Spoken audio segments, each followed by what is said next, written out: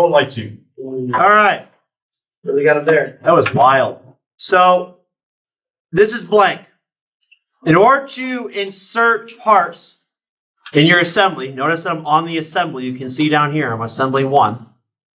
There's this insert button. We see it? Yes, say yeah? Yeah. Now, if you did what I told you, and you made all of the parts in the same document, they're going to show up right here. Now, notice this tab that says current document. If you wanted to add a part from another document, you could click on other documents and you could try and go find it. Okay? But it's very convenient to do if you put them in the same document. We understand? You say yeah? Yeah. All right. So I can just click on a part and I click once to place it. I click on another part. I click once to place it. We understand? Yeah. Yeah? We have any questions? Any questions at all? Okay. And then I can just click the green check mark to get out of that. Now you are free to move these parts. You can click and drag to move them however you'd like. The actual way they move is it looks at like the orientation you're looking at. And when you click and drag, it moves it in the plane that you're looking at. So I am not moving this back and forth into and out of the screen. I can only move it in currently the ZX plane. If I rotate it, though I put it at an angle, this can get really complicated because it's no longer perpendicular to stuff. So you're not really ever going to be sure where exactly it is. But you can freely move things. That is helpful to get things kind of close to where you want them or to move them so you can see what you need to see.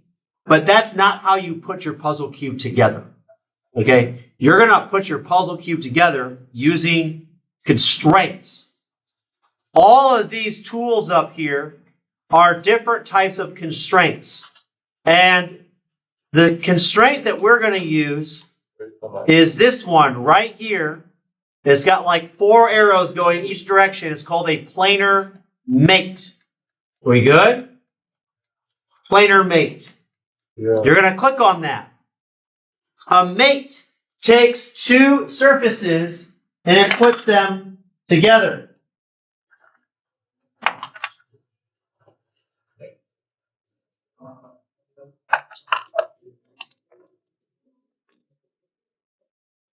So these are actually the pieces I made. I made these 2 pieces.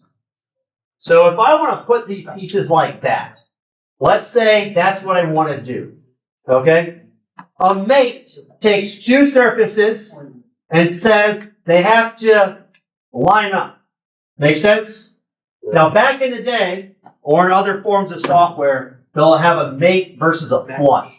I'm still going to use those terms. So a mate is when you take 2 surfaces and you put them together like that. Okay?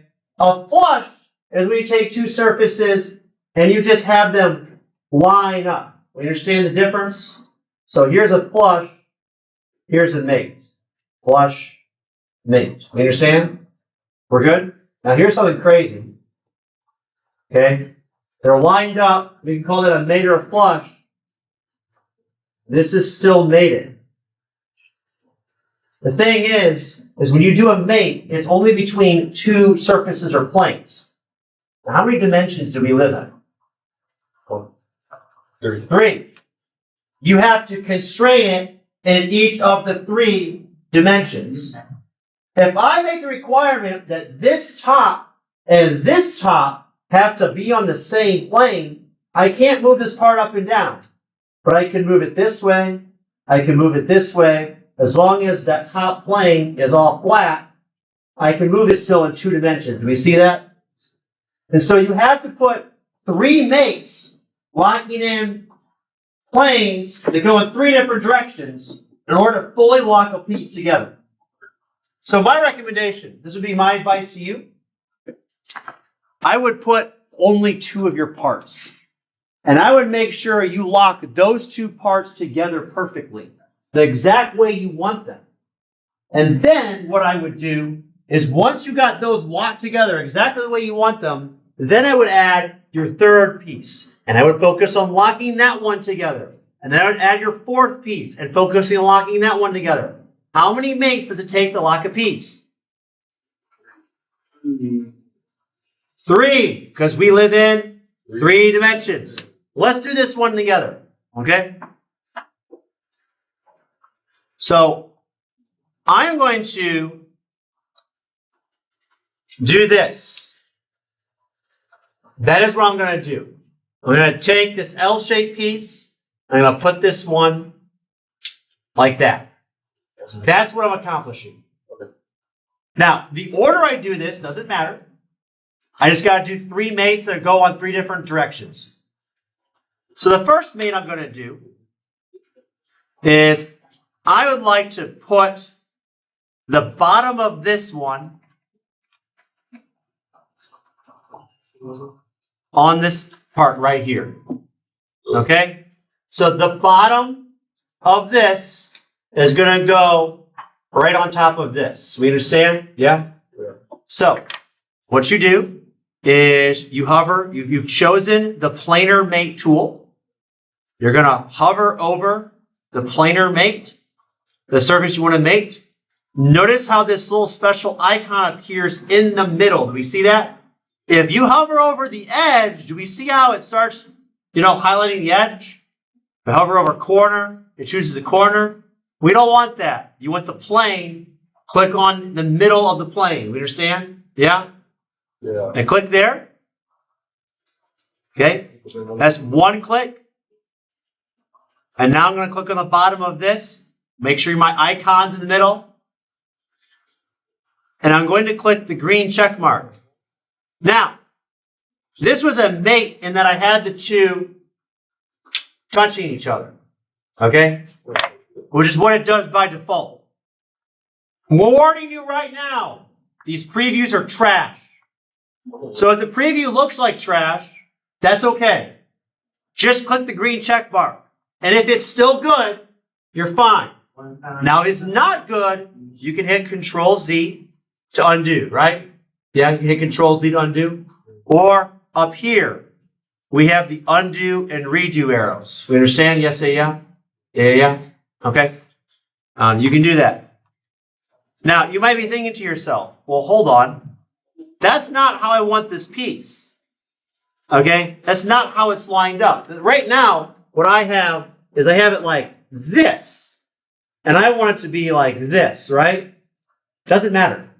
The key is this part is touching this part. It doesn't matter how it's oriented. They're touching. We're good. We got one of our dimensions done. If you look up here, you can see that I'm allowed to drag this piece. In fact, I can move it anywhere in the XY plane. So I'm looking at the top, XY plane. It's free. Free like the antelope. I can move it anywhere in the XY plane. However, it will no longer move up and down the Z-axis. See how they're locked together? I can slide it back and forth, but I cannot move it up and down relative to the teal piece. It is now locked into place. Okay? That is because of that mate. Now what I'm going to do is I'm going to do 2 flushes. I want to line up these 2. Yeah? And I'm going to line up these 2. Okay? I'm going to line up these 2 and line up these 2. So, how do I do that? Well, this L surface right here needs to be mated with the back of the L shape. Now, right now, they're not lined up. But I can make them line up if I just apply a mate. So I'm going to click on the planar mate tool again. And I'm going to click on the back of this L. Now notice that I have the surface selected. I know I have the surface selected because the edges of the entire surface are orange. The icon might not be in the middle of part of it. It's technically trying to be in the middle of the entire shape. So it's looks a little off center. So don't be fooled by that. So there's my first click right there. And then this is the other part that I want lined up. This one right here. I'm going to click on it. Now, one thing I want to keep in mind is that I'm not putting them together like this. I want them flush. We understand? Yes, say yeah. And there's a very simple way to change that. This black arrow right here flips it. We understand? Yes, say yeah. Now I know this preview looks like trash. I warned you. The previews, once you get like one constraint applied, the previews start to look terrible. Just click the green check mark. And if it's good, it's good. And if it's not good, undo it and do it again. So for me, what seems to have happened here is that it initially actually was doing a flush, and now it got changed to a mate. So what I can do is I can go here, back to the planar 2 mate that I did, and I can just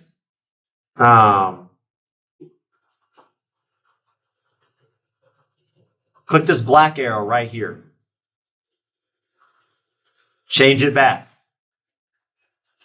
That looks very close to what I want.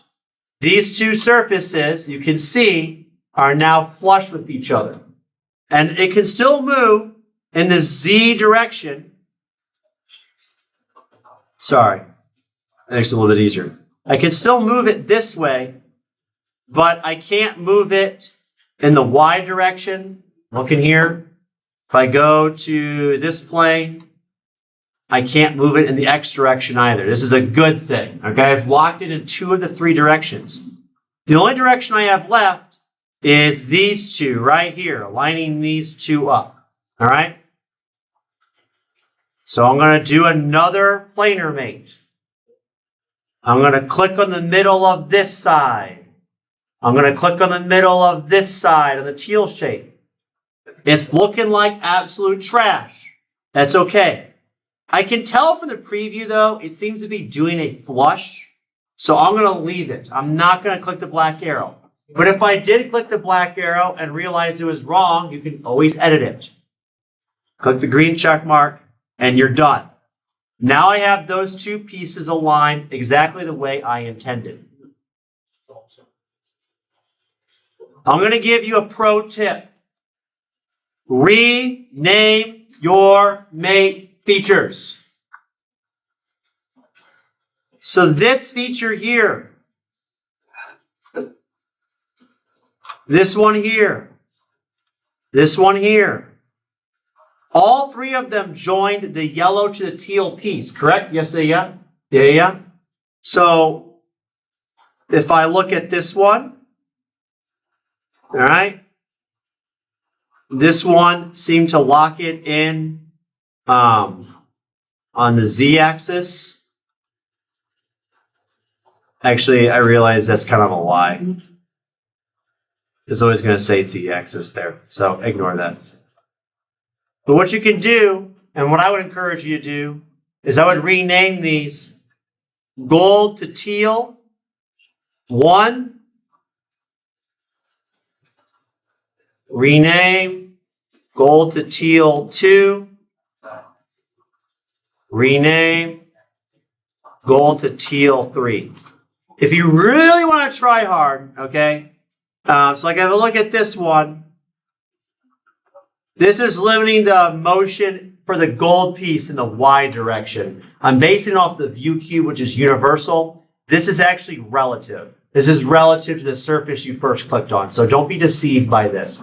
Okay, I cannot separate the parts in the Y direction, the green axis on the view cube. So I could rename this, for example, gold to teal Y. And then I look at the second one, and it's preventing that from moving along the x-axis, right? They're locked into this plane. I can't move it back and forth as to along the red x-axis. So I could rename this gold to teal X. And then the last one, obviously, is going to be Z. You can see right here, okay? it prevents these pieces sliding along the blue z-axis as relative to the view cube. So what I'm going to do is name that Z. Strictly speaking, you could reorder these if you wanted to. You can totally reorder them. It doesn't really matter in this case because they don't conflict with each other or depend on each other. I am not going to necessarily expect you to say X, Y, or Z. If that's too confusing for you, just make sure they don't have the same name. 1, 2, 3, A, B, C, I don't care. It doesn't matter. If you can't figure out the coordinates, naming them the coordinates isn't going to help you anyway. But if you don't name them, it's not going to be obvious to you later which ones are which.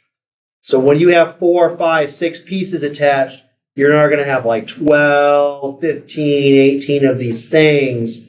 And if you have 7 pieces, you should in principle have 18 of these mates. And it can get very confusing what these all are. Do we have any questions? I am optimistic that you'll be able to finish this over the course of the next day or two.